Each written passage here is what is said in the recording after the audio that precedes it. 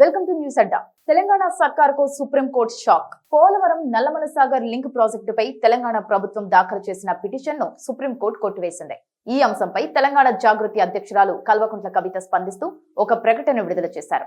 కృష్ణా గోదావరి జలాల్లో తెలంగాణ రాష్ట్ర హక్కును రేవంత్ రెడ్డి ప్రభుత్వం పరిరక్షించలేకపోయిందని మరోసారి స్పష్టమైందని ఆమె అన్నారు. నీటి పంపకాల విషయంలో పొరుగు రాష్ట్రాలతో వివాదాలు వద్దని ముఖ్యమంత్రి రేవంత్ రెడ్డి చేసిన ప్రకటన న్యాయ పోరాటంలో ప్రతిబింబించిందని ఆమె విమర్శించారు. ఆయన వ్యాఖ్యలు, ప్రభుత్వ వైఖరి తెలంగాణ రాష్ట్రానికి దురదృష్టకరమని ఆమె అభిప్రాయపడ్డారు.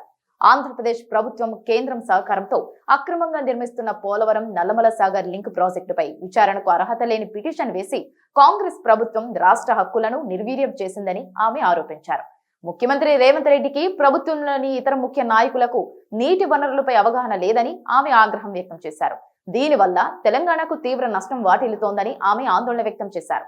ఆంధ్రప్రదేశ్ ప్రభుత్వం చేపడుతున్న అక్రమ ప్రాజెక్టులకు వ్యతిరేకంగా తెలంగాణ జాగృతి న్యాయ పోరాటం చేస్తుందని, తెలంగాణ హక్కుల పరిరక్షణే ధ్యేయంగా ఉద్యమిస్తుందని ఆమె స్పష్టం చేశారు.